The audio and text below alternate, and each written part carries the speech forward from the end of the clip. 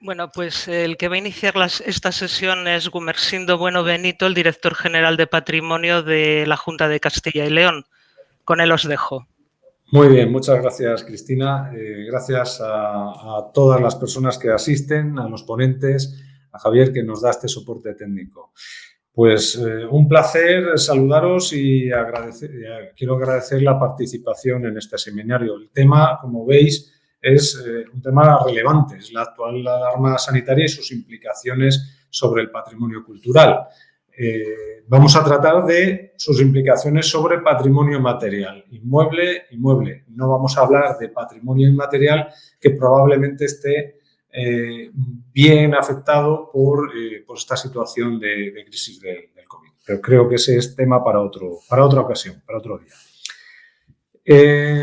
Bueno, no hay que explicar lo que ha pasado, es de todos conocido, es una crisis global y en nuestra función de protección del patrimonio nos empezaron a saltar alarmas a partir del 13 de marzo, 12 de marzo, cuando el 13 de marzo se empezó a plantear la necesidad de desalojar el Camino de Santiago, ¿no? En el Camino de Santiago había en ese momento 5.000 personas, es un bien patrimonio de la humanidad, o sea que el patrimonio empezó ahí a estar afectado claramente. Y a partir de ese día empezamos a ver cosas, vídeos que surgen por las redes, amenazas, alertas, empezamos a ver cómo se producían acciones de desinfección sobre todos los elementos y especialmente nos preocupaba lo que se estaba haciendo sobre bienes patrimoniales. Y nos surgió la necesidad de establecer una serie de indicaciones generales, unas recomendaciones para que bueno, pues los responsables, los titulares, los gestores, las personas que cuidan del patrimonio supieran o tuvieran una referencia de qué hacer. Mientras por unos sitios se recomendaba utilizar cualquier tipo de agente desinfectante sobre cualquier superficie, nosotros, pues horrorizados, empezamos a decir, bueno, hay que tener cautela porque podemos generar un impacto a medio y largo plazo bastante importante. Y a partir de ese día, pues hemos estado trabajando en la generación de una serie de recomendaciones que se han publicado y hoy se hablará de ellas. Y para hablar de todo este impacto sobre el patrimonio, pues tenemos 3 especialistas. Las voy a introducir brevemente y ya os dejo con ellas, que seguro que tienen cosas mucho más interesantes que contar que yo. En primer lugar, pues como moderadora del evento estará Cristina Escudero, que es licenciada en Bellas Artes con la especialidad de restauración y pues tiene una dilatada experiencia en el Centro de Conservación y Restauración de Bienes Culturales de la Junta de Castilla y León, ¿no? Actualmente es la coordinadora de la Unidad de Emergencias en Patrimonio de Castilla y León, la UBRECIL, con una actividad muy intensa en este campo y también anteriormente ha sido coordinadora con Ángel Luis de Sousa del Plan Nacional de Emergencias y Gestión de Riesgos en Patrimonio Cultural. Ella ha sido la que en este periodo pues, se ha encargado de lanzar todas estas informaciones, todas las alertas, elaborar las recomendaciones y todas estas guías que hemos propuesto desde la Junta de Castilla y León para la protección de los bienes muebles e inmuebles.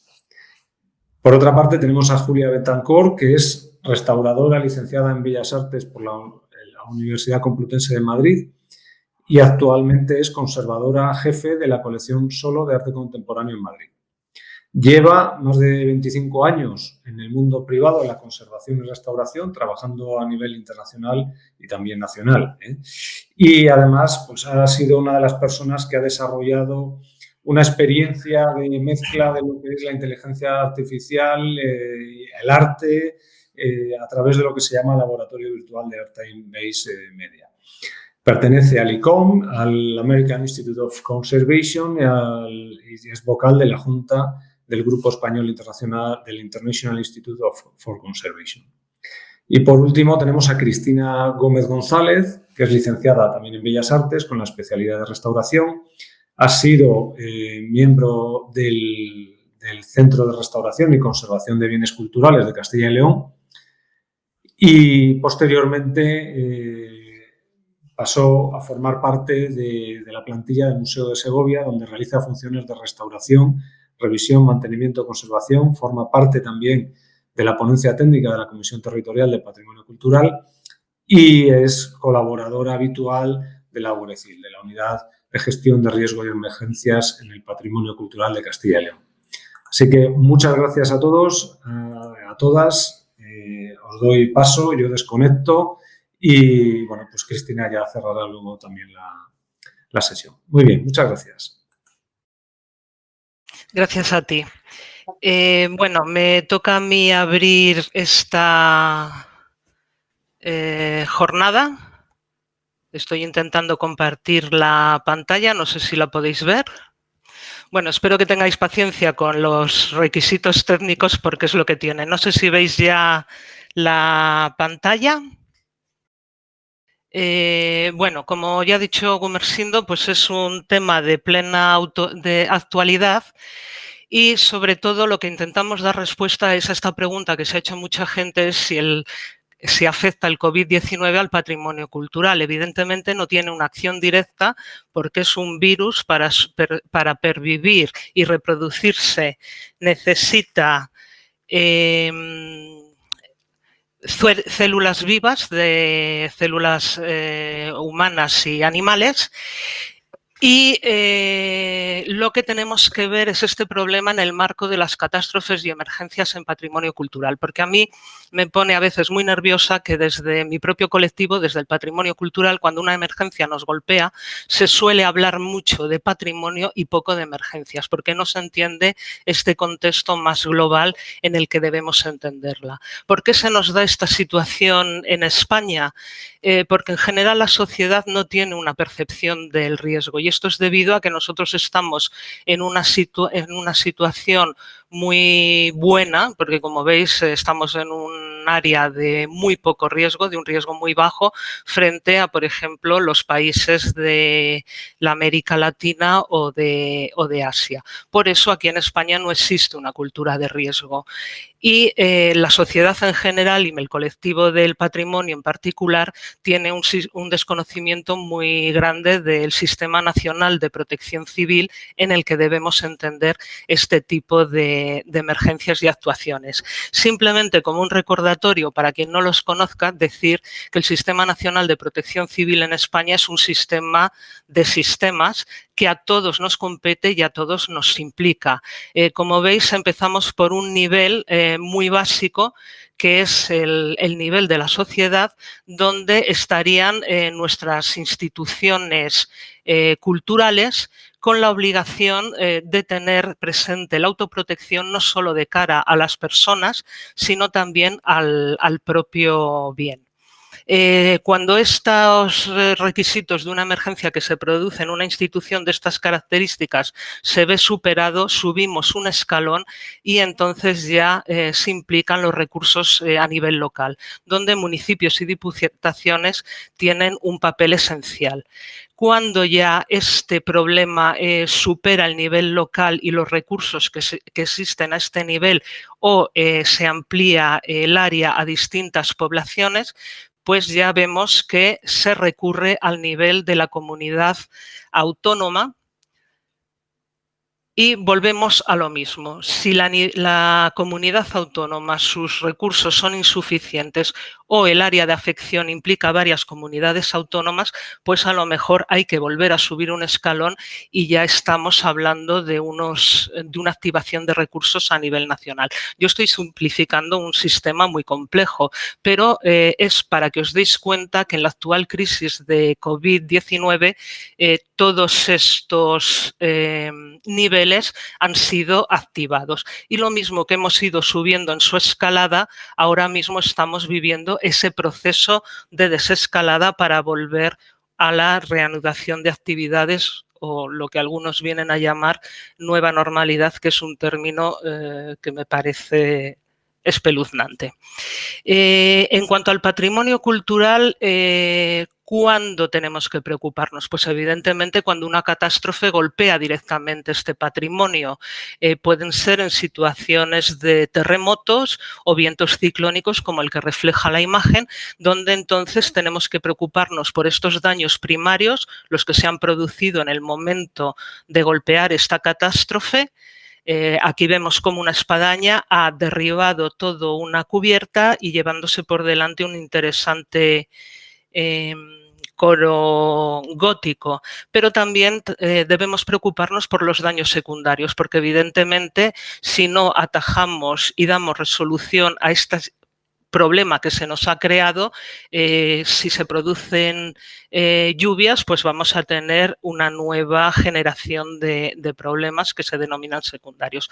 Pero hay un tema que no se suele tener en cuenta, que no solo las catástrofes golpean al patrimonio, también tenemos que tener en cuenta que muchas de las acciones para atajar una emergencia que no ha tenido incidencia negativa sobre el patrimonio pueden afectarlo.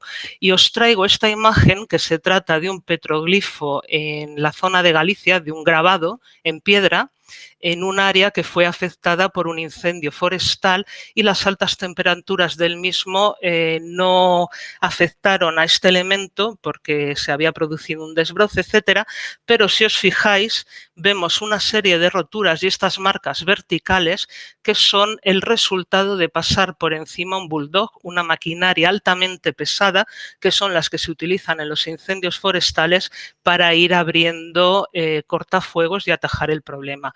Evidentemente, el operario que maneja esta máquina no quería producir un daño sobre el patrimonio, es que desconocía que estaba ahí.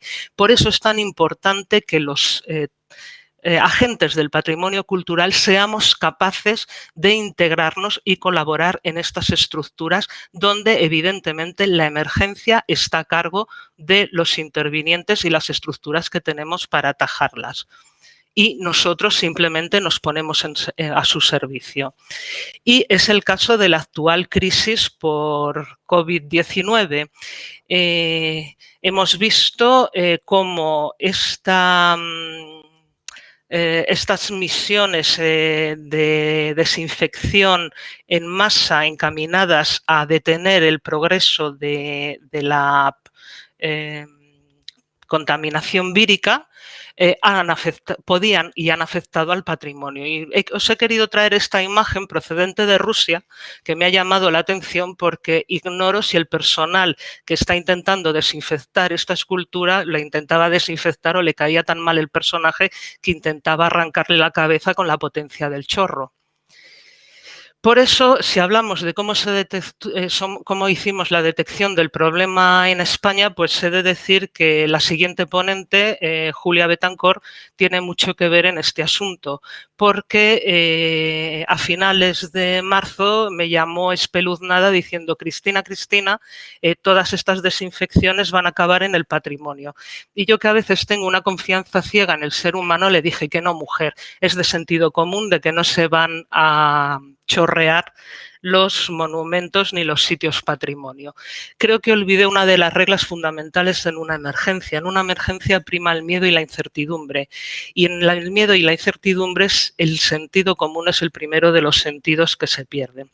Pero Julia fue muy persistente y entonces me hizo llegar un enlace a este vídeo. Estamos en Jerusalén, en un elemento icónico como es la Iglesia del Santo Sepulcro. Como veis, esta operación de desinfección fue por parte de un grupo de voluntarios proyectando el desinfectante a presión y a gran altura a zonas donde era imposible que existiesen coronavirus, porque nadie alcanza allí ni tosiendo ni siquiera escupiendo.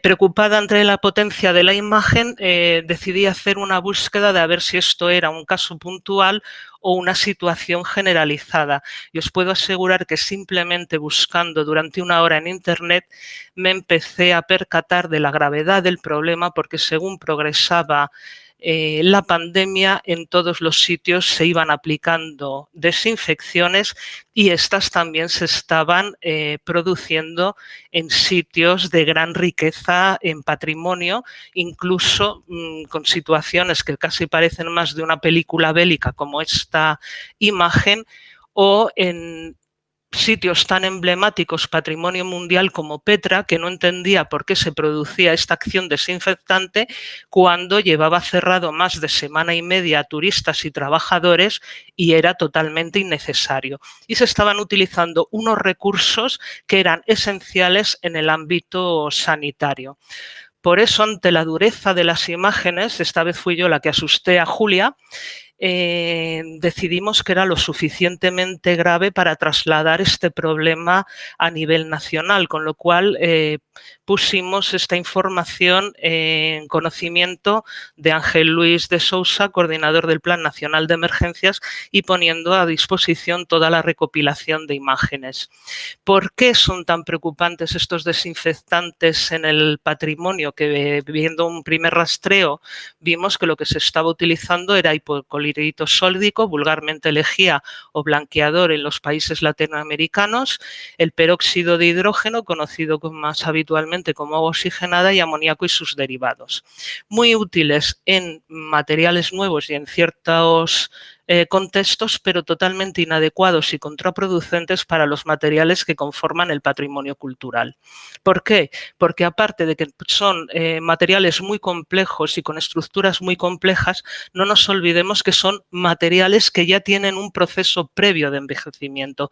Pueden ser materiales de más de 400, 300, 200 años de antigüedad y al igual que en la medicina no es lo mismo tratar a un jovenzuelo de 16 años que a un señor de 86. Entonces es para que los que no son del campo del patrimonio entiendan un poco la problemática asociada. Con lo cual, para no tener una situación como la del tigre blanco, pero en este caso en patrimonio, vimos que había una necesidad de actuar, pero que también en el contexto de esta emergencia era muy importante saber el cómo y el a quién. Por eso, desde la Dirección de Patrimonio activamos el Comité de Crisis para Emergencias, vimos la necesidad de emitir una alerta y una serie de recomendaciones y teniendo muy en cuenta de a quién iban dirigidas y cuál era el contexto de la emergencia. ¿Por qué? Porque en el ámbito de las comunidades autónomas, cuando existe una emergencia de este calibre, lo que se activa son los planes territoriales de protección civil, en nuestro caso el PLANCAL, que como veis hay una unidad de coordinación con una dirección del plan y un comité asesor que en el caso que nos ocupa, aparte de expertos y todo el personal que se requiere, también había un representante de cada consejería, incluyendo la de Cultura y Turismo. Por lo tanto, antes de enviar notificaciones a lo locos, a obispados, a fuerzas y cuerpos de seguridad y tal, consideramos que lo más conveniente era situarnos en la estructura de la propia emergencia y a través de nuestros representantes se hizo partícipe a todo este organismo de coordinación de la situación ante la que nos enfrentábamos y que era necesario una serie de recomendaciones. Fue aceptado y a partir de ahí ellos mismos se encargaron de hacer llegar este documento a quien correspondía y la verdad es que tuvo una gran difusión. ¿Por qué hay que tener en cuenta quién hace estos trabajos? Porque en el primer momento de la emergencia estas desinfecciones corrían a cargo de brigadas de limpiezas municipales, cuerpos de bomberos, personal del ejército, voluntarios y parte a la iniciativa privada, a los cuales hay que darles las gracias por todo el trabajo que han realizado y siguen realizando y todos los esfuerzos y el tiempo invertido. Por eso esta información que iba dirigida a ellos tenía unos requerimientos, tenía que ser breve y precisa, no puedes establecer un documento de 15 páginas cuando lo que necesitas son informaciones concisas que con 3 folios lo resuelves. Tenía que ser accesible en forma y contenido. ¿Por qué digo esto? Porque resulta que las únicas críticas que hemos tenido a este documento vienen del propio colectivo de restauradores, que se quejaban de que era poco técnico y creo que es el mejor halago que se puede dar a estas recomendaciones que no estaban dirigidas a los especialistas en restauración que ya saben cómo atajar esta problemática y si no saben cómo acceder a la información, sino que iba una gente que lo que necesita es la información precisa y que no les vuelvas locos con requisitos técnicos. Y sobre todo nos parecía muy importante racionalizar los productos en función de los requerimientos de la emergencia. Y aunque también evaluamos mucho si recomendar o no el alcohol, porque es un elemento útil en según qué contextos y aplicados por especialistas en restauración, decidimos retirarlo por una cuestión.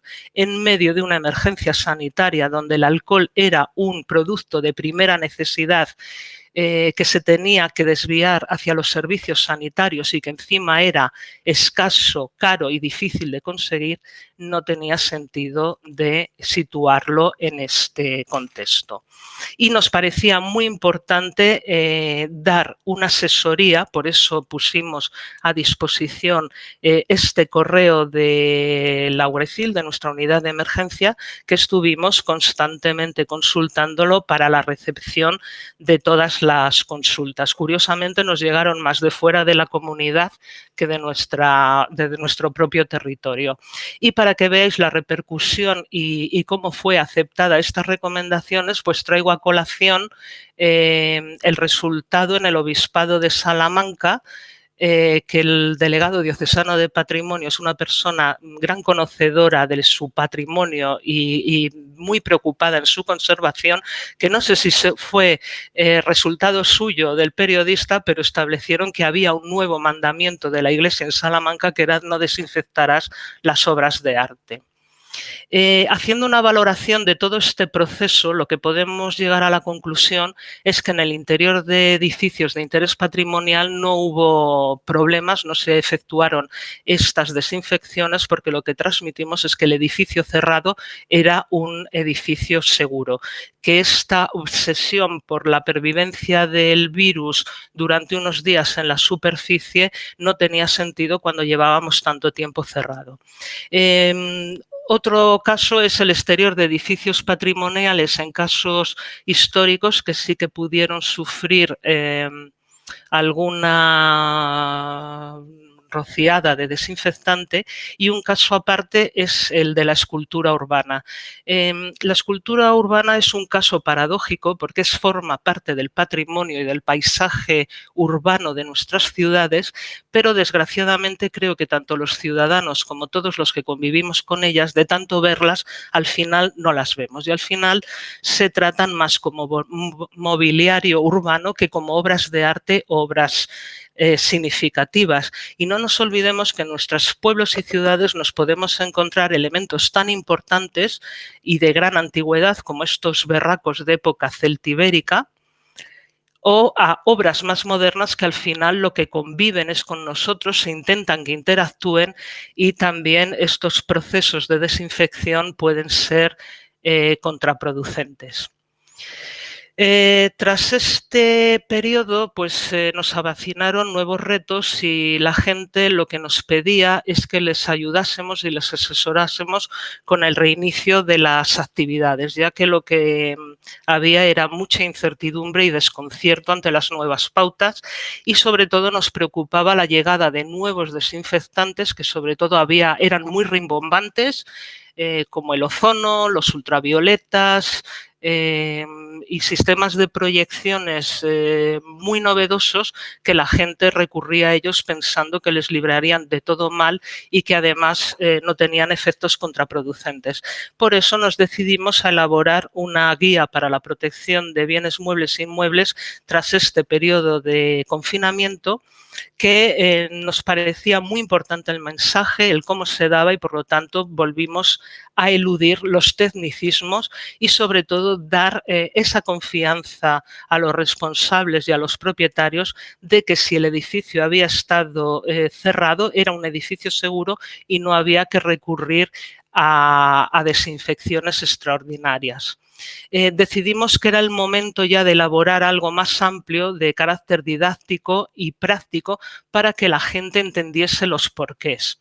y sobre todo, como os digo, viendo cómo iban llegando nuevos productos desinfectantes como el ozono o los ultravioletas, que nos llevamos además la sorpresa de que tampoco también Sanidad tuvo que emitir sus notas para decir que estos elementos podían ser peligrosos para la salud humana y que tenían que aplicarse con muchas reservas y una normativa muy tal.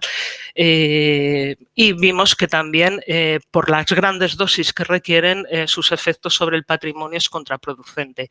Y sobre todo también llamar la atención que estos sistemas tan novedosos como pulverización electrostática no resuelve el problema porque al final estamos aplicando el mismo producto. Nos empeñamos en concentrar toda la información también en tablas para ser mucho más prácticos y siempre poniendo el énfasis en los bienes culturales, puesto que se han emitido cantidad de recomendaciones encaminadas a la protección y salvaguarda de las personas por organismos como el Instituto de Calidad Turística, etcétera, pero nuestra obligación siempre serán los bienes culturales. Y también se vio la necesidad de recurrir a una nueva generación de carteles que avisasen de todas estas medidas y con la intención de que en el territorio de Castilla y León hubiese un modelo único para todo esto, para no volver loco un poco al turista y al visitante. El gran éxito del diseño de estos carteles es de Carolina Huertas, de la empresa Plan C, que recurrió a que fuesen las propias bienes culturales los que explicasen las medidas a tomar. Nuestros favoritos son el uso de baños y el de la alfombrilla de desinfección. Y ¿por qué digo que es un éxito? Porque en estos momentos todas las instituciones, todos los espacios se han llenado de infografías, todas más o menos con la misma sistemática, que al final de ser tan profusas pasan desapercibidas, mientras que aquí elaborando este nuevo lenguaje llaman la atención. Y también sistematizar toda esta información en grafías para facilitar a responsables y usuarios toda la información. ¿En qué punto estamos ahora?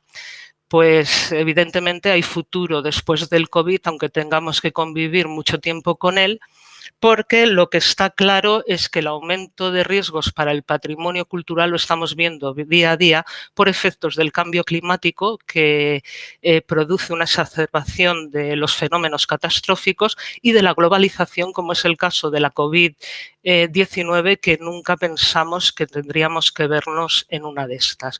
Por eso, desde la UGRECIL vamos a seguir trabajando en nuestras líneas de actuación que están dentro del ciclo convencional de una emergencia: prevención, preparación, respuesta y recuperación. Y quizá como novedad decir que todos estos planes de salvaguarda encaminados a la protección de edificios y sitios de interés patrimonial, que es una herramienta complementaria a los planes de autoprotección que deben existir en los mismos, que están vinculadas a la protección de las personas, y por eso el plan de salvaguarda se encamina a la protección de los bienes culturales, tenemos que ser capaces de incorporar toda esta experiencia a la que hemos ido enfrentándonos con el COVID-19.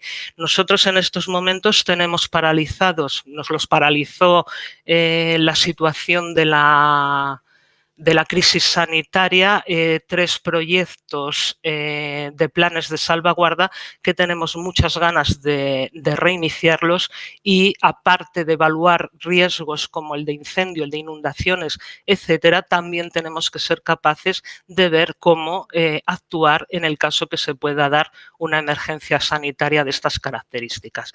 He ido muy rápido, me he extendido bastante en mi disertación, pero bueno, gracias a todos por su atención, y dejo aquí el correo de la unidad para el que quiera realizar más consultas o incluso si necesitan que les enviemos el enlace a todos estos recursos que hemos ido generando.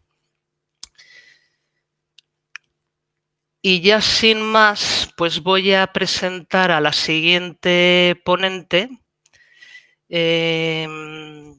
Julia Betancourt, Bueno, muchísimas gracias, Cristina Gumersindo, por invitarnos al Grupo Español del IICE y a mí.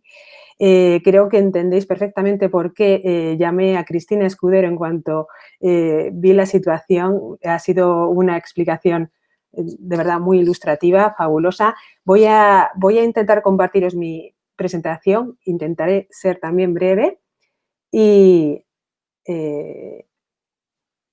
espero que se esté viendo en este momento. Estaba comentándoos que una vez que me invitan a esta ponencia, comento con mi grupo español del IIC cómo podríamos intervenir en esta invitación y quise hacerlo de una forma un poquito más personal, ¿no? Recuerdo ese mes de marzo que nosotros, bueno, empezábamos a sentir ese miedo y era de lo que hablaba Cristina Escudero hace un segundo, ¿no?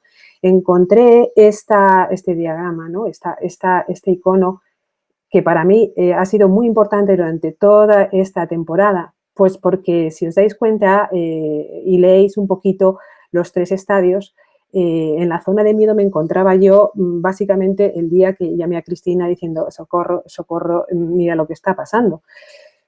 Poco a poco fue dándose los distintos pasos para ir entrando en esa zona en la que todavía yo creo que estamos y es la zona de aprendizaje, puesto que esta crisis del COVID-19 creo que todavía estamos en ella, no podemos llevarnos a engaño que todavía hay muchos países que nos están escuchando que están en unos picos muy altos. La zona de crecimiento sí que es cierto que llegaremos a ella en algún momento, me gustaría verme ahí, pero yo solamente sé que no sé nada. Y me gusta esta diapositiva pues porque fue la que me hizo entender que no podía quedarme parada. Y bueno, os comento un poquito cómo surge todo esto. Estamos en el mes de marzo.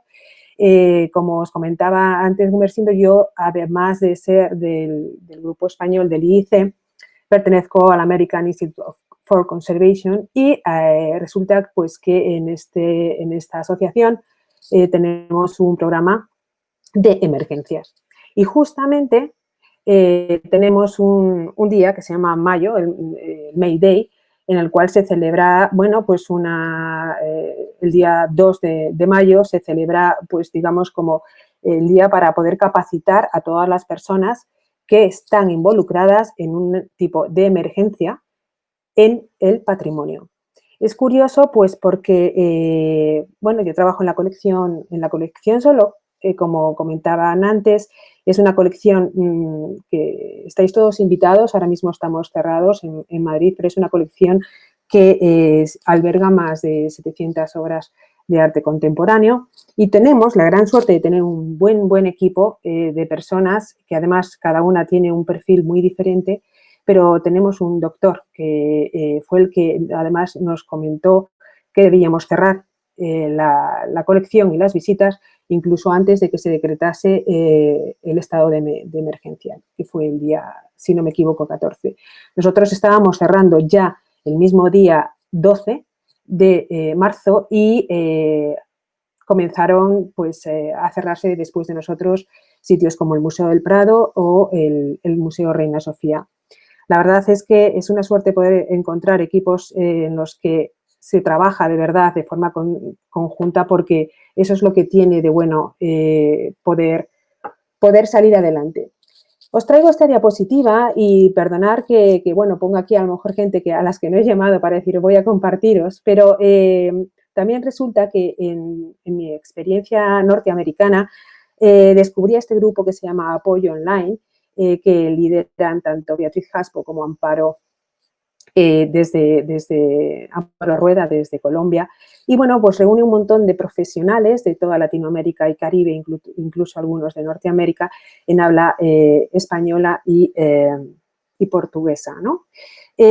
Cuando yo empiezo con todas estas preocupaciones, tenemos la colección cerrada, he hablado con todo el equipo, teníamos todos los lunes una reunión vía webinar de qué nos pasaba, cómo estábamos, aparte de personal, que era muy importante porque durante este periodo de COVID, lo que hemos estado ha sido muy acompañados gracias a las redes sociales, sí que pues se mostraba mi preocupación de cómo está la colección, hay que revisarla, se revisaba, entraban los equipos de mantenimiento y de seguridad y estamos hablando ya de un día 18 de marzo, me acuerdo perfectamente que el día siguiente era el Día del Padre aquí en España. Y bueno, pues hasta esa fecha lo único que encontrábamos eran listas de permanencia de coronavirus en superficie.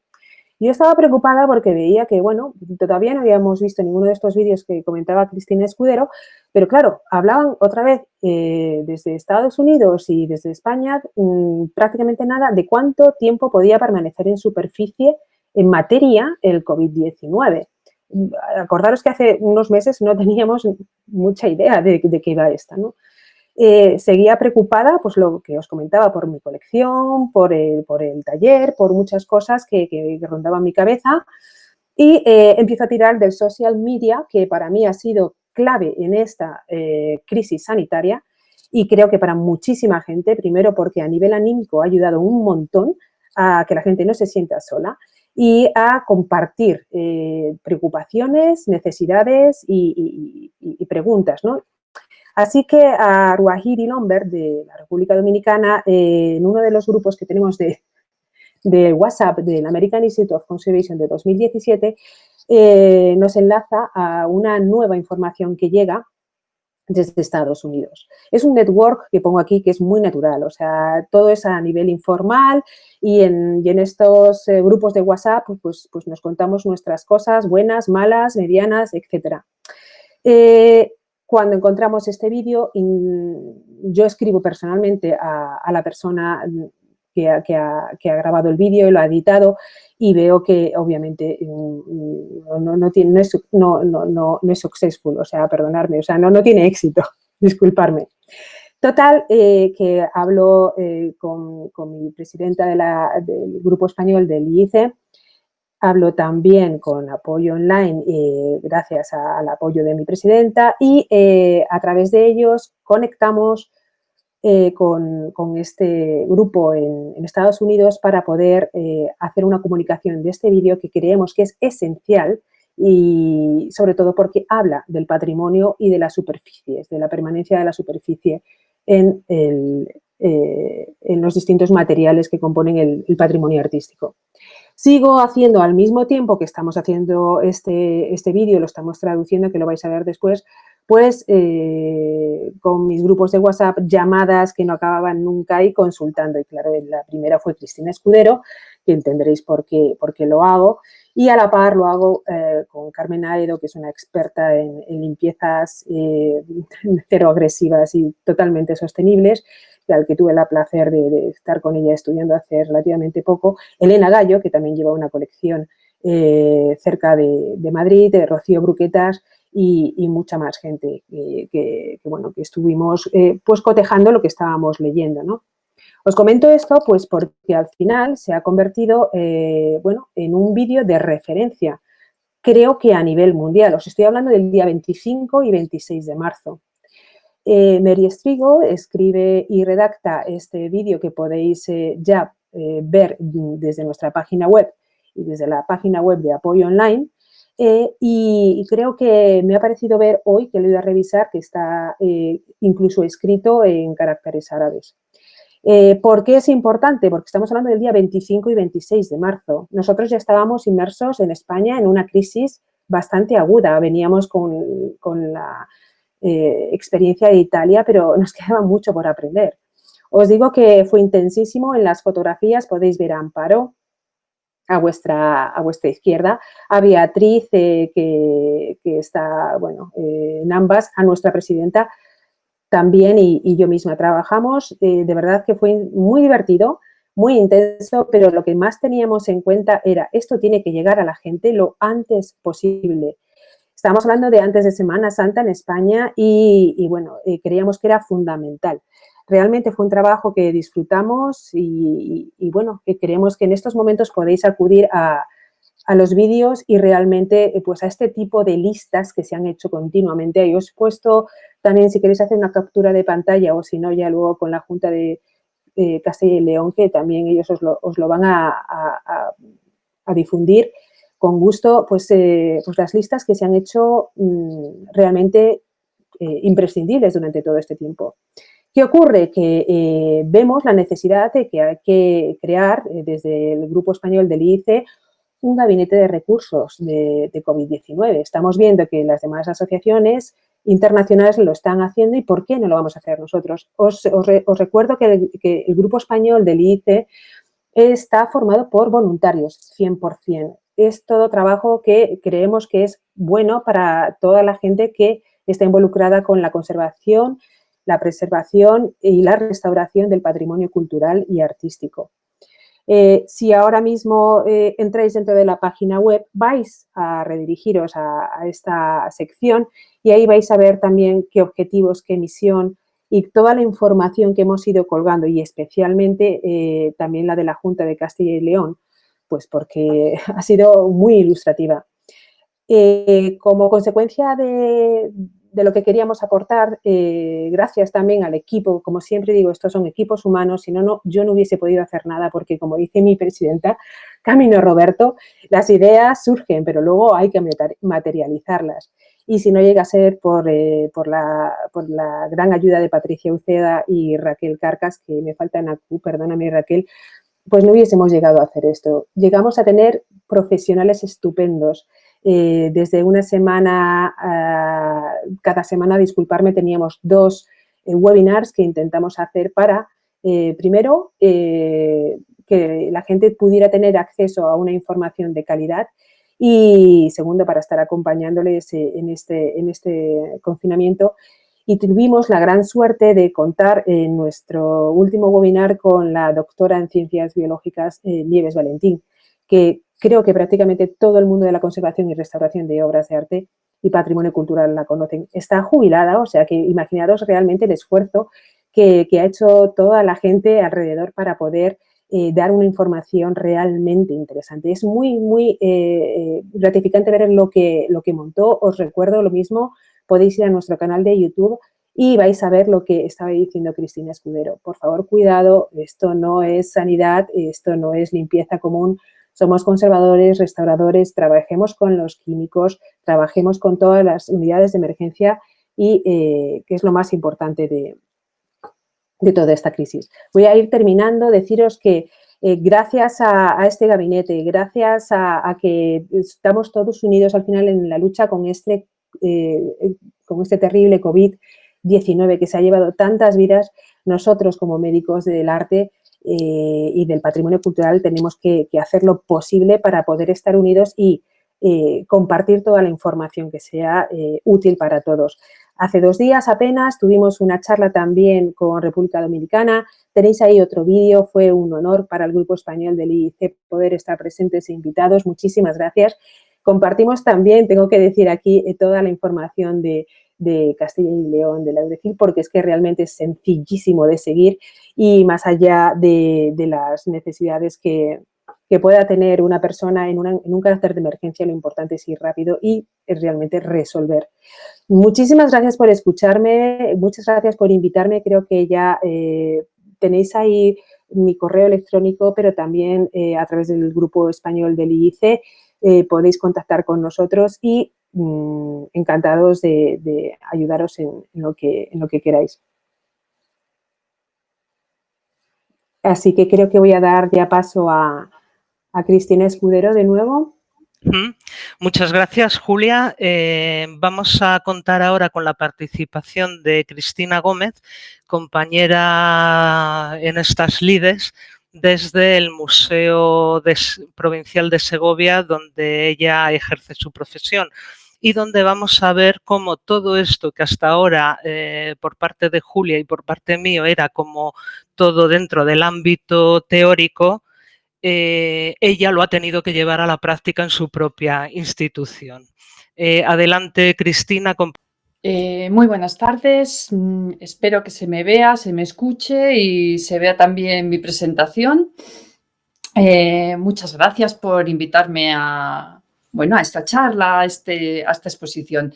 Efectivamente, como dice Cristina Escudero, yo voy a explicaros cómo se ha puesto en práctica todos estos protocolos de actuación, cómo hemos iniciado las visitas en un museo como son los museos que están gestionados por la Junta de Castilla y León. En primer lugar, ¿por qué tomar medidas específicas en un museo? Pues fundamentalmente porque nos lo exige la ley. Eso es lo primero. Nuestra Ley de Patrimonio Histórico Español nos dice que los edificios en los que están ubicados los museos, tanto edificios históricos como edificios de nueva planta y sus colecciones, están sometidos al régimen de bienes de interés cultural. Es decir, tienen la máxima protección que se exige en patrimonio. Además de todo esto, cuando hablamos de museos, a todos nosotros lo primero que se nos viene a la cabeza son las visitas de la exposición permanente. Con lo cual, aparte de proteger los contenidos y los continentes de nuestros museos, tenemos que proteger también a las personas. Tanto a las personas que nos visitan como a las personas que acompañan y que atienden a esas visitas. Generalmente son los vigilantes de sala, pero bueno, también hay personal de otros tipos. Hay guías en los museos, hay personal que se encarga del área del DEAC. Son todos nuestro grupo más importante de protección. Por otra parte, nuestros museos son instituciones vivas.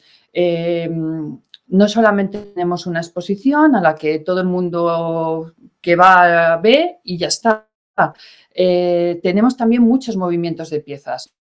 Tenemos obras que salen de nuestros museos a exposiciones temporales y al revés, obras que nosotros solicitamos para que vengan a nuestro museo a una exposición tal, con el movimiento de que genera estas manipulaciones. Tenemos depósitos, tenemos donaciones, tenemos fundamentalmente ingreso de los materiales arqueológicos que surgen de las intervenciones arqueológicas que se hacen en la provincia, y de nuevo volvemos a la parte legislativa. Y nuestra Ley de Patrimonio de Castilla y León del 2002 indica que todos esos hallazgos que surgen de las intervenciones arqueológicas tienen que ser depositados en el museo. ¿Qué quiere decir esto? Que aparte de la protección que podemos dar a los bienes que habitualmente tenemos en nuestras instituciones, hay un montón de material y un montón de obra que se mueve. Y luego, otra de las funciones también de los museos está en facilitar y promover el estudio y la investigación de nuestros fondos, no solamente por el personal propio del museo, sino por investigadores externos que vienen a nuestras instituciones a estudiar nuestros fondos. Y de nuevo volvemos a tener personas que vienen a trabajar a nuestras instituciones y que por lo tanto tenemos que proteger, y tenemos bienes que son con los que van a estudiar estos investigadores y que de igual manera tenemos que proteger. Quizás el grueso fundamental o la parte que ha generado más necesidad de señalítica, de consejos, de cartelería y de preparación antes de nuestra apertura, los museos de Castilla y León se abrieron el 28 de mayo, es la parte que corresponde a la visita. Las visitas que se hacen a la exposición permanente y, bueno, en nuestro caso también una exposición temporal que todavía mantenemos ahí enganchada desde el mes de febrero. Pero si bien es la parte más, el grueso, lo que quiero decir que tiene mucha más trabajo, por otra parte yo creo que también es la parte más fácil. Perdonadme que haga la comparación, pero vamos a ver, si hemos sabido comprar en un supermercado, ¿cómo no vamos a saber manejarnos en un museo? Todo lo que es medidas de distanciamiento para que la gente pueda ver, los visitantes puedan ver la exposición, pero no toquen nada que no sea necesario. Todo lo que es guardar distancia de seguridad a la hora de entrar en el museo, pantallas, el uso de mascarillas, la aplicación de geles hidroalcohólicos a la entrada. Afortunadamente, además, tenemos un grupo de vigilantes de sala que están continuamente pendientes de que nadie manipule ni toque los objetos de exposición, y no solamente las obras de arte, sino también todos los elementos expositivos, lo que son peanas, lo que son vitrinas, lo que son catenarias. Todo eso ahora mismo está completamente vetado para ser tocado. Pero pasamos a la parte que os comentaba antes de movimiento de piezas y de obras y de depósitos y donaciones que nos llegan. Nada más empezar con la vuelta al trabajo, de alguna manera, tuvimos unas donaciones en este caso era fondo bibliográfico para la biblioteca del museo, pero es igual, tiene que tener el mismo protocolo. Lo ideal, lo que en todos estos grupos de trabajo hemos llegado a la conclusión es que la mejor medida de seguridad y de preservación de estos bienes es la cuarentena. Vamos a dejarnos de aplicar agua y alcohol, geles desinfectantes, cualquier tipo de material. Vamos a dejar que las obras no sufran, porque no es necesario que sufran en este sentido ninguna aplicación de ningún producto. Lo ideal sería tener salas de cuarentena. No todo el mundo la tiene, en nuestro caso no la tenemos, pero bueno, empezamos por una cosa tan rudimentaria como esto que estáis viendo, con marcado cuándo nos han entregado las piezas, para saber cuándo luego el técnico de la biblioteca puede empezar a manipularlas, a catalogarlas, a colocarlas en su sitio, y bueno, nos hemos ido perfeccionando, por decirlo de alguna manera. En cualquier caso serviría, ¿no? Pero sí que es verdad que simplemente te entregan un material que proviene de una excavación arqueológica, como es este caso, lo bajamos a los depósitos y se deja esos 15 días en cuarentena. Es una medida de tiempo que se ha consensuado, probablemente no sería necesario tanto tiempo, pero bueno, pues por seguridad mantenemos esos 15 días, y a partir de los 15 días se puede manipular ese material estando seguros de que no tiene ninguna contaminación. Podemos comprobar que el inventario corresponde a las piezas que nos han entregado, firmar actas, lo que sea, pero las piezas no han sufrido nada, no se les ha aplicado ningún tipo de tratamiento, que además no es necesario. Los investigadores. Los investigadores son otro tema. Como antes he comentado, es personal que va a compartir con el propio personal del museo durante un periodo indeterminado. Hay investigadores que en una sola jornada lo solucionan, y hay investigadores que necesitan varias semanas, o necesitan varios días a la semana, o varios meses. Dentro de nuestras posibilidades, lo que hemos tratado de hacer es dar citas previas, por supuesto, reservando horarios y días, y siempre manteniendo, sin modificar el espacio que usa un investigador. Es decir, si viene un investigador a tratar un material y necesita 15 días, esos 15 días ese espacio está reservado exclusivamente a esa persona, aunque haya otros investigadores que estén a la cola, por decirlo de alguna manera. Por supuesto, los investigadores, igual que los visitantes, igual que el personal del museo, viene con todas las medidas de seguridad necesarias, el uso de la mascarilla, se limpia las manos con gel hidroalcohólico. Si va a usar material específico del museo, usará guantes limpios, sin gel hidroalcohólico, porque sí que, se ha estado viendo que el gel hidroalcohólico deja residuos, y bueno, es muchísimo mejor usar guantes limpios o lavarse con agua y jabón y aclararse bien para usar el material. El material, una vez que se ha dejado de investigar, una vez que ha terminado el investigador, volverá a tener un periodo de cuarentena, igual que si fuera un material que ingresa nuevamente en el museo. Todo toda la zona, las sillas, las mesas, los interruptores de luz, todo se desinfecta una vez que se ha marchado el investigador para que al día siguiente esté todo en perfecto estado. Y luego sí que es cierto que todavía no tenemos eso que da tanta vida a los museos y que nos gusta tanto, que son los grupos escolares, los talleres familiares. Nosotros, además, en concreto, estamos muy orgullosos de la programación que tenemos con grupos con necesidades especiales. Tenemos una programación muy interesante con enfermos de Alzheimer, con personas de la tercera edad, con niños con problemas especiales, tanto psíquicos como sociales. Todo eso lo tenemos que retomar. Quizás lo tenemos que retomar, bueno, pues ayudándonos de estas medidas que estamos llevando a cabo ahora, de distancia social y de uso de mascarilla, pero no podemos olvidarnos de estos grupos y de estas actividades que son tan interesantes.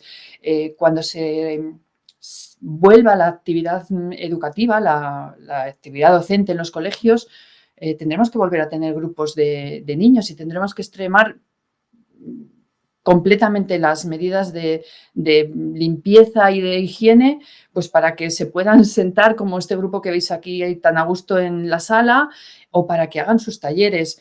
Tendrán que tener materiales específicos que luego se desinfectarán una vez que los use cada niño el suyo.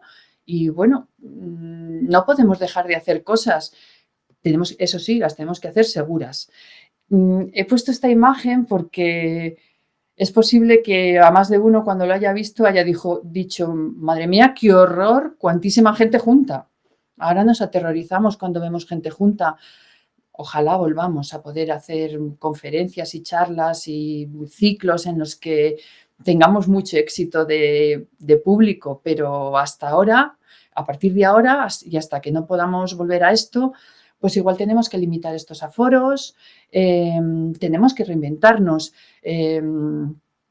Igual que estamos haciendo ahora mismo esta charla entre mucha gente, pues podemos, pues vuelvo a repetir, limitar los aforos de nuestras conferencias, pero programarlas de otra manera para que sean también más visibles a otro grupo de gente vía internet, vía telemática. Vuelvo a repetir, la cartelería que se ha diseñado desde la Junta de Castilla y León nos ha parecido que son un elemento muy visual, muy impactante, y nosotros hemos aprovechado y lo hemos colocado en el museo en diferentes zonas a lo largo de todo el recorrido expositivo para seguir recordando al visitante no solamente a la entrada que tienes que llevar mascarilla y guardar distancia de seguridad, sino a lo largo de todo el recorrido expositivo. Bueno, pues hemos colocado todos estos carteles para recordar al visitante cuáles son las medidas de seguridad.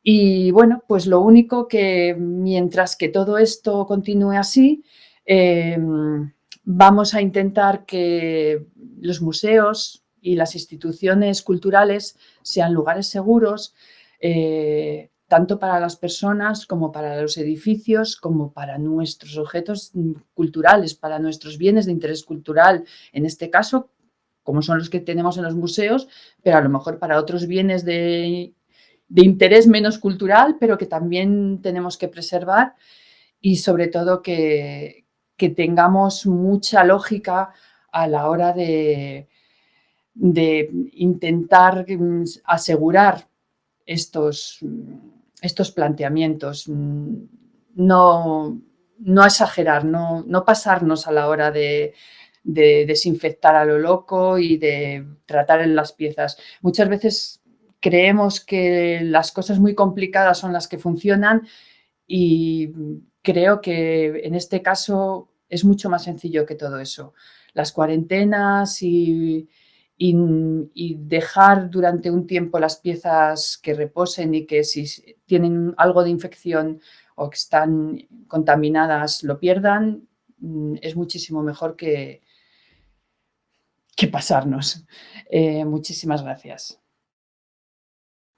Información gustaría que el público que está participando en esta webinar nos trasladase sus preguntas y sus dudas, sobre todo porque contamos con personal procedente de otras áreas, como es protección civil, que incluso nos parece muy interesante que pudiesen hacernos partícipe de sus experiencias y de cómo ven todo este tema. Porque si no, vamos a seguir hablando nosotras y es peor para todos los que estáis asistiendo. Yo quizá voy a aprovechar mientras alguien se anima. No me vale lo que me está llegando desde el correo móvil de algún colega que me dice: es que lo habéis explicado tan claro que no hay dudas que resolver. Eso me parece un poco cobarde, exacto. Pero bueno, como se me ha quedado fuera un concepto, voy a aprovechar la ocasión. En el tema de las desinfecciones en el patrimonio cultural, como pueden ser estos edificios en los centros históricos o las esculturas, tenemos que tener en cuenta que no solo es un riesgo la aplicación de estos productos, sino acumular aplicaciones en el tiempo. Evidentemente, si nosotros aplicamos este producto una vez, vamos a tener en el interior una concentración, pero si esa aplicación se produce una vez a la semana, la concentración aumenta y el riesgo aumenta considerablemente. No sé si alguna de mis compañeras quiere añadir algo. Sí, yo quisiera añadir lo que comentaba el otro día además con Carmen Aedo, y lo importante no es solamente la aplicación de la limpieza, luego podemos hablar de una inhibición y también podemos hablar de todo lo que dices, que particularmente hablando luego todo esto que está afectando tanto al bien cultural afecta también a la salud.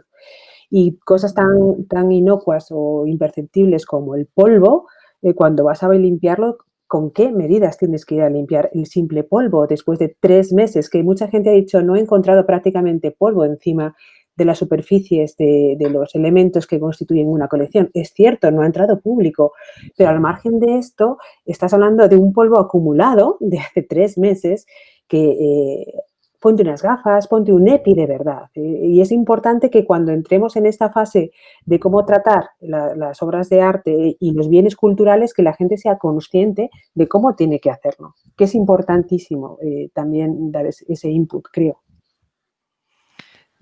Sí, totalmente de acuerdo. Un segundo, porque sí que hemos recibido algunas cuestiones. Lo que pasa es que ahora no sé por qué solo me salen las últimas, pero bueno, voy a trasladar una para Cristina Gómez. ¿Se ha adaptado alguna medida de control de las condiciones de conservación en las salas en el caso de que las instalaciones de climatización se apagasen durante el cierre total? Vamos a ver, no lo he contado porque teníamos un tiempo un poquito cortito, pero sí que es verdad que durante todo este periodo, a pesar de estar los centros cerrados, sí ha estado yendo para controlar que estuviese todo en buenas condiciones. En nuestro caso no ha habido ningún problema de climatización. Todos los días que hemos ido 2 días a la semana para controlar. Nosotros tenemos 2 museos, el Museo de Segovia y el Museo Zuloaga. Hemos ido a controlar las instalaciones y afortunadamente no hemos tenido ningún problema de climatización. Yo entiendo que el resto de los museos y dentro del resto de instituciones habrán hecho algunas medidas de control similares. Por supuesto, ni se nos ocurrió apagar la climatización de las salas porque eso iba a provocar unas condiciones de temperatura y humedad y de descontrol climático que no tenía motivo. Si las tenemos conectadas durante todos los días, aunque estuviese ahora mismo cerrado el museo, las hemos mantenido. Sí. En ese sentido no habría ningún problema. Sí, yo un poco en relación a este tema quería señalar también que eso sale, por ejemplo, en nuestra guía, que lo que sí que habíamos detectado, pero en enclaves que nos preocupaban más, como las pequeñas iglesias en territorio rural, yacimientos arqueológicos, que precisamente durante la etapa de confinamiento se habían abandonado ciertas tareas de mantenimiento muy importantes, como es el tema, por ejemplo, de desbroce y tratamiento de la vegetación, que ahora mismo supone un exceso de combustible vegetal y aumenta el riesgo frente a incendios forestales. Por lo tanto, se ha elaborado una iniciativa en ese sentido y nosotros, por ejemplo, estamos llevando a cabo los trabajos que llevamos anualmente en la Estación Rupestre de Siega Verde, Patrimonio Mundial UNESCO, precisamente porque nos preocupa y es una labor que hacemos cada año y este año, por culpa de la situación, se ha visto retrasada. Sí, Sí, sí. No, que es verdad que es cierto que ha sido una situación que ha provocado que muchas labores de mantenimiento se hayan retrasado, no se haya continuado con ellas y sí que es una parte de esta situación que debemos de volver a retomar inmediatamente. Eso sí. Bueno, me traslada Paula Montilla una pregunta y además nos da la enhorabuena por la iniciativa. Ella viene de, aunque ahora está trabajando en el tema de cultura, viene del área de protección civil y sabe mucho de esto. Y me pregunta que ya que he comentado que nuestra consejería en esta crisis se ha integrado en el Plan Territorial de Emergencias de Castilla y León a través del comité asesor, me pregunta si nuestra unidad está integrada, nuestra unidad de emergencia en patrimonio, está integrada en el grupo operativo, en el grupo de intervención. Pues de momento no estamos integrados como tal, pero sí que Protección Civil sabe que somos un recurso que puede activar. Y de hecho, a principios de enero, como veis, este año para Laugurecil ha sido un año de emergencias. Lo iniciamos con un conato de incendio en una iglesia en el centro histórico de Tordesillas, donde rápidamente se activaron los bomberos de la Diputación de Valladolid, que están muy concienciados con el patrimonio cultural y que además en esta ocasión Protección Civil nos activó a nosotros para acudir al resolver este tema, que por suerte quedó en un susto, pero vaya susto. Voy a trasladar otra pregunta a mis dos compañeras que saben más de esto que yo, que me dicen, estoy proponiendo crear es una pregunta de Paloma Muñoz, estoy proponiendo crear una sala de cuarentena en el museo, pues en el MENAT, pero pues hasta ahora recibimos objetos y los llevamos a un espacio en la planta cuarta. Quería saber vuestra opinión sobre la ubicación de la sala de cuarentena, pues en mi opinión debe estar lo más cerca posible de la entrada. ¿Puedo? ¿Se me oye? Sí, sí, sí. Bueno, tienes una suerte inmensa de tener una sala de cuarentena. Eso para empezar, enhorabuena. No todo el mundo la tiene. Enhorabuena. Enhorabuena. Segundo, hace poco que tuve la suerte de estar en Nueva York para trabajar y vi que las cajas quedaban en la propia entrada Espera, del museo. que Paloma dice que no. Ah, no que sé. no. Bueno. Estoy proponiendo crear. Me gustaría tener. No la tienen, están proponiendo crear. Y ahora Bien. sigue. Pues entonces, resolviendo, volvemos hacia atrás. Sería genial que tuvieses una sala de cuarentena, pero en el mejor de los casos, si disponemos de un área de entrada donde pudiéramos poner una serie de cintas que aislasen esas cajas durante X días, ya está. Vamos a intentar simplificar las cosas. No todo el mundo tiene espacio, que es lo que más nos hace en todos los espacios museísticos, iglesias, nos falta espacio. Entonces, si al menos, además la gente está muy bien educada, saben perfectamente que si hay una cinta de no traspasar, no van a saltarse a hacer un selfie. Con lo cual, lo interesante es que pongamos unos buenos carteles, como sea, diciendo esto está en cuarentena, tiramos de los carteles de la Junta de Castilla y León. Es mi propuesta para el día a día. En este sentido, pues bueno, entra una caja que viene de una exposición, la dejamos ahí. Y el mejor de los casos, si no, remitirnos a las mezclas que estamos también colgando en la página web y que están muy bien, que las remitió Nives Valentín. Pero eso siempre que sea hecho por personal que sepa lo que tiene entre manos, que es lo más importante. Voy a recuperar una pregunta que se nos había escapado del principio de Joaquín García, que me pregunta si en el contexto de los planes de autoprotección sería correcto denominar a los planes de salvaguarda de bienes culturales como planes de emergencia. Aquí en España hemos tomado la determinación de que los planes de autoprotección son los planes que están encaminados a la salvaguarda, a la protección de las personas, pero los planes de salvaguarda de bienes culturales son los que van encaminados a la protección del patrimonio y a las pautas de rescate y tal, para no entrar en confusiones. Pregunta de Anonymous. Os la traslado. ¿Se podría considerar la limpieza, quiero decir la neutralización de disolventes de los bienes que han sido desinfectados? No entiendo muy bien la construcción, pero bueno, por apuntar algo, comentar que en el campo del patrimonio, evidentemente la aplicación de ciertos productos de desinfección o de pasivación, como puede ser el alcohol, sí que están contemplados con un estudio previo y con un proceso de neutralización posterior para evitar problemas. Carmen Bermúdez, que aunque yo creo que ya la habíamos apuntado un poco, pregunta de cómo y dónde disponer la sala de aislamiento, distancia y accesibilidad, pero creo que con la aportación de Julia queda claro. A ver, pregunta de Alicia. ¿Las superficies exteriores de las vitrinas, muebles lacrados no históricos, deben limpiarse como antes del coronavirus porque se supone que los visitantes se han desinfectado con el gel hidroalcohólico? Muchas gracias por vuestras explicaciones desde el Museo de Menorca. Si me permitís, compañeras, me voy a encargar de esta porque justo ayer recibimos una llamada de Soria, de un pequeño enclave que se iba a poner otra vez en funcionamiento, y era un problema similar. Y yo siempre digo, ya que en esta situación de miedo y incertidumbre el sentido común saltó por la ventana, volvamos a recuperarlo un poco.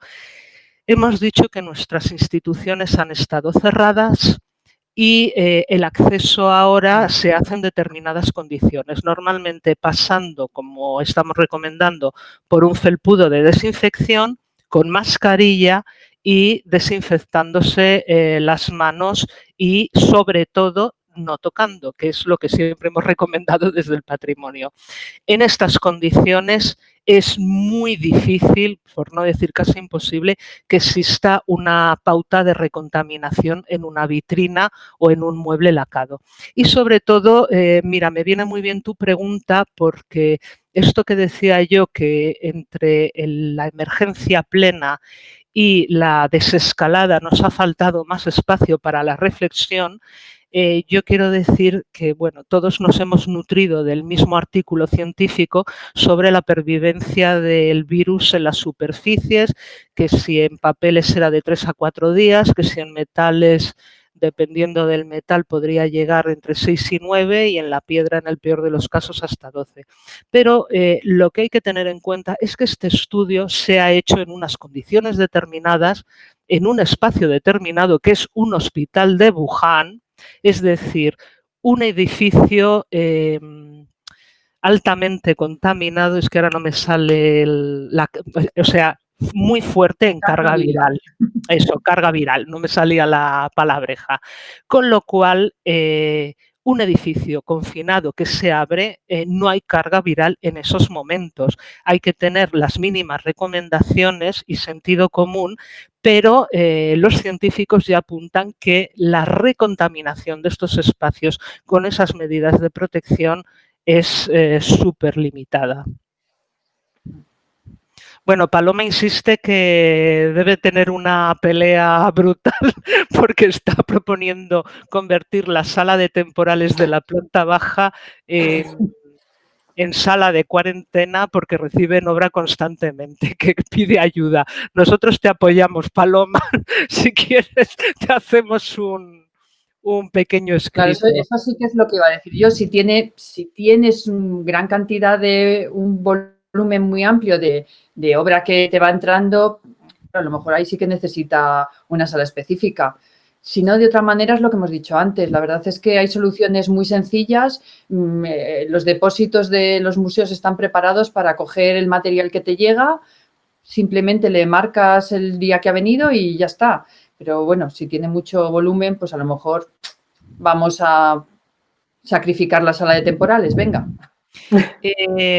Bueno, tenemos una pregunta desde el canal de YouTube, Miscelánea en Patrimonio, doy por hecho que es una empresa de arqueología, que nos hace una pequeña queja. Dice, ¿por qué ha tardado tanto el protocolo de actuaciones en excavaciones arqueológicas que ha llegado cuando ya estábamos a las puertas de la fase 3? Bueno, pues porque al final hemos ido adaptándonos a las circunstancias y según iban surgiendo los problemas.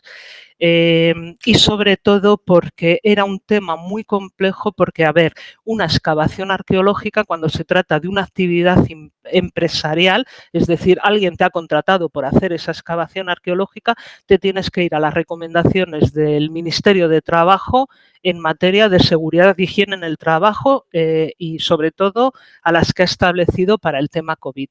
Pero no nos olvidemos que ahora, con el verano, suele haber muchas excavaciones arqueológicas desde el ámbito de la investigación científica que suele nutrirse de investigadores, colaboradores, incluso estudiantes. Y es un problema aparte que sigue regiéndose por la normativa del Ministerio de Trabajo, con lo cual era un elemento muy complejo que hubo que adaptar, irla trabajando, porque a nosotros nos llegó una primera propuesta que cuando vimos el entorno en el que estamos hablando ya de estudiantes y gente voluntaria, nos parecía que había que ser extremadamente rigurosos. Y, por ejemplo, allí ya introducimos la figura de un responsable de seguridad. ¿Por qué? Porque estamos acostumbrados que cuando hay muchos que se dedican a lo mismo, la casa queda sin barrer, mientras que cuando esta responsabilidad queda en manos de una persona, pues es muy fácil articularlo todo. Entonces, como ves, hemos tenido que emitir recomendaciones sobre recomendaciones y el tiempo ha corrido y evidentemente se ha dado respuesta a cada paso en el momento oportuno. Nos parecía más urgente todo lo que se avecinaba en la fase 1 y en la fase 2 con la reapertura de iglesias, de museos, aunque sea a poca capacidad. Y además apuntar que seguimos mejorando. Esto no es un protocolo que queda estático. Tenemos que recordar a todos los que nos están escuchando que vamos mejorando día a día con la información que vamos recibiendo de todas partes. Desde China, si nos llega, poco llega, pero como lo está haciendo Italia, como lo está haciendo Alemania, es importante para nosotros. Y así vamos también nosotros trasladándole a América Latina y Caribe, que tiene unos problemones terribles con la humedad o con la temperatura, y nos están escuchando ahora, porque es que a veces nos olvidamos que el clima que tenemos aquí es muy bueno y tenemos además aire acondicionado, etcétera, pero es que no todo el mundo, insisto, tiene estas ventajas tecnológicas, ¿no? Sí, Carmela nos expone que en algunos museos las salas son pequeñas o la distribución de la muestra no permite la instalación de barreras, pues bloquearía el libre tránsito de los visitantes. ¿Sería ideal generar nuevas rutas de la exhibición o simplemente cerrar estas salas? ¿Qué otras medidas de distanciamiento se podrían aplicar? Sí, en principio hay que controlar el aforo, efectivamente. Y a nosotros, por lo menos, sí que tenemos la recomendación de marcar recorridos seguros. Quiero decir, si en algún momento llegas a una sala en la que va a haber un embudo, pues o una de dos, o poner una sola dirección para que efectivamente la Exacto. gente no vuelva, o en casos mayores cerrar. Estamos en una situación excepcional. Ojalá esto no quede así para siempre. Creo que estamos intentando volver a una normalidad normal, no nueva, sino normal. Eso. Y algún día volveremos a tener los recorridos normales que tenemos en los museos, pero si hay que cerrar zonas, hay que cerrar salas o hay que habilitar un recorrido específico, creo que es primordial. Es que no podemos llorar que no se vea una mesa si está en una zona bastante complicada de acceso o en la que se nos junta mucha gente. Sí, y sobre Tenemos que todo, adaptarnos a la situación. y sobre todo una cosa importante que igual por la rapidez en la explicación no me ha dado tiempo a pautar, es muy importante tener en cuenta que en cualquier emergencia hay unas prioridades y la prioridad siempre van a ser las personas, su seguridad y su bienestar. Lo demás vendrá después. Y en el caso de la reapertura de actividades, esta sigue siendo la prioridad. Con lo cual, si tenemos que cerrar algunas salas o reducir recorridos, pues tendremos que hacerlo. Porque, insisto, la prioridad son las personas y lo demás viene detrás. Bueno, esta pregunta la voy a contestar yo, de Ana González Obeso, que me pregunta que cómo hemos hecho llegar la guía que hemos elaborado de pautas a pequeños núcleos rurales, que son los más complicados de hacerle llegar esta información y que quizá quienes más lo necesiten, que los museos y otros centros tienen personal más cualificado. Totalmente de acuerdo, Ana, porque además el objetivo tanto de las recomendaciones como de la guía fue pensar en ese ámbito rural de las pequeñas poblaciones donde no tienen recursos, no tienen medios, no tienen ayuda y no tienen ni asesoramiento. Y era nuestro principal objetivo. Y, por ejemplo, con las recomendaciones y luego también la guía, ha sido fundamental esta incorporación a la estructura de la emergencia, porque desde el CECOPI se hizo llegar a la Federación de Municipios y Provincias de Castilla y León, que no te puedes imaginar la difusión que ha tenido. Y, por ejemplo, un punto clave también ha sido distribuir la guía entre los obispados, que de verdad que están también muchos de ellos muy interesados en esta iniciativa y la han hecho llegar. Concretamente, desde el Obispado de Segovia nos han escrito felicitándonos y que la harían llegar, y desde el Salamanca pues lo mismo. Con lo cual estamos muy contentos porque no solo hemos hecho una cosa, sino que no ha quedado ahí, sino que vemos que tiene aplicación. Y sobre todo que nos están consultando con las dudas, que me parece muy importante. Desgraciadamente, ya sabéis que los recursos en patrimonio siempre son mínimos. Y digo patrimonio y no cultura porque, bueno, una cosa es el sablazo que se le da a cultura, pero no nos olvidemos que es cultura y deportes en la mayoría de los casos. Os podéis imaginar hacia dónde van los recortes. Y luego existe el patrimonio y la cultura productiva, es decir, teatro, cine, etcétera, etcétera, que también evidentemente es muy necesario y tal, pero al final el patrimonio, que es un vetusto amigo y normalmente callado, es el que se lleva la peor parte. Pero también hay que ser conscientes de que no todo es dinero y sobre todo que no se me olvide agradecer públicamente en todos estos pequeños pueblos, al menos de nuestra comunidad, el esfuerzo que hacen muchas comunidades por mantener su patrimonio. Yo, que tengo la suerte de tener que ir a visitar obras y peticiones que nos hacen, llego a pueblos de menos de 150 habitantes donde han sido capaces de recaudar 10.000 euros para la restauración de un retablo. Es para quitarse el sombrero y esa es la garantía del futuro del patrimonio, porque no hay para conservarlo todo. Y tenemos que volver a entusiasmar a la gente con el patrimonio y hacerles ver que es suyo, porque hasta ahora con la... Bueno, me estoy enrollando aquí casi como una segunda charla, pero es que me habéis tocado la fibra. Nosotros creo que somos responsables desde los agentes de patrimonio de haber desligado a la gente de la vinculación que tenían con ellos, porque es como, esto es de expertos, yo sé, yo he de decidir. Y no, señor, el patrimonio es de la sociedad y ellos tienen que participar de esto. Y nosotros estamos allí para apoyarles, informarles, asesorarles y trabajar con ellos, nunca de espaldas a ellos. Bueno, y me voy a callar porque No. si no nos dan las uvas, ir hablando. Tienes No. mucha razón, es verdad. Es que es cierto, nosotros trabajamos para el público que entra, para la gente que nos visita, y el patrimonio nuestro es el que tenemos que cuidar. Y yo insisto, y como hablaba el otro día con vosotras, creo que es el momento adecuado para que cada país, ya que no podemos viajar hasta X, mire su propio ombligo y nos demos cuenta de la riqueza patrimonial que tenemos dentro. Revisemos almacenes, revisemos sitios, hagamos gasto nacional, que es el que necesitamos para que se active la economía, que es una de las mejores maneras para que además todo este grupo de humanidades, tanto arqueólogos como restauradores como historiadores del arte, encuentren ese nicho de trabajo que necesitan para poder realmente hacer esta desescalada. Es el momento de trabajar en ello con las medidas, por supuestas, de seguridad.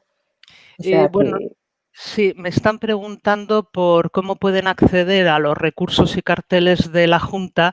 Si no se importa, escribirme un mail a emergencias.patrimonio@jcyl.es y os hago llegar el enlace, porque aunque lo he puesto en el chat, creo que algunos no lo habéis recogido. Y volvemos a YouTube, donde Irene Servillera dice: en las imágenes que hemos visto de voluntarios limpiando los bienes patrimoniales, nadie les marcó unas pautas previas, los propios conservadores, ni siquiera posterior a ver esta barbaridad.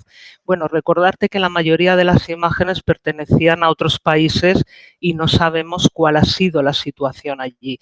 Yo te puedo hablar de la de nuestro país. Evidentemente, la integración de los agentes de patrimonio en los temas de emergencia es muy reciente. Esto empezó a andar en el 2013 con el Plan Nacional de Emergencias y Gestión de Riesgos en Patrimonio. Y pues hay todavía mucho que hacer y evidentemente, ya te digo, ni los agentes que intervienen en la emergencia, estos voluntarios, estos trabajadores de los servicios de limpieza, el personal militar, nuestros bomberos, nadie les ha dicho que tienen que trabajar con nosotros, ni los problemas con los que se va a encontrar, si nosotros no se los hacemos llegar. Por eso es tan importante esta colaboración, pero nadie nos va a venir a buscar a nuestras casas, a los de patrimonio, somos nosotros los que tenemos que dar el paso adelante, evidentemente. Y mi experiencia es que cuando yo he acudido a estos sitios, se me ha escuchado, o sea, no os podéis imaginar lo agradecida que estoy a nuestro Servicio de Defensa del Medio Natural, que es el que desde la Consejería de Fomento se encarga de la intervención en incendios forestales, porque desde que acudí allí me dijeron: Cristina, vemos que tu discurso es lógico, que no eres una integrista que va de primero el patrimonio y si alguien muere por el camino que le den. No, veían que yo me adaptaba a las prioridades de la emergencia, con lo cual nos atendieron desde el primer momento y hemos establecido una colaboración fenomenal. Y bueno, en relación al tema de los recorridos, Rosa Cuesta Moratinos, que es responsable del aula de interpretación de Clunia, que funciona como un pequeño museo. Sí. Para los que no sepan, Clunia es una ciudad romana con un teatro espectacular en la provincia de Burgos. Voy a hacerte propaganda, Rosa Cuesta. Os recomiendo que cuando se pueda circular, es un sitio maravilloso para visitar, y si no, meteros en internet. Pues es un aula pequeñita, un pequeño museo, y ellos han limitado el aforo a las salas y además han marcado un recorrido unidireccional. Yo ya es que se me traba la lengua. Bueno, como veis, las tres podríamos estar aquí horas y horas, pero bueno, creo que nos habíamos marcado acabar a las 7 de la tarde y pensábamos que íbamos a acabar antes por cansancio de los participantes. Veo que la mayoría habéis aguantado como jabatos, con lo cual creo que en nombre de las tres solo me queda agradeceros vuestra participación y el interés mostrado. Insistir que nos podéis trasladar cualquier pregunta a emergencias.patrimonio@jcyl, Junta de Castilla y León, jcyl.es, y no dudéis que os contestaremos. Así que queda clausurada la jornada. Gumersindo Bueno me pide que os disculpe de su parte porque ha tenido que salir para una reunión y no puede despedirse de todos vosotros como le habría gustado. En fin, pues queda muchísimas gracias. La jornada. Muchísimas gracias a todos y a vosotros. Adiós, buenas tardes. Chao. Tenemos que seguir avanzando. Eso.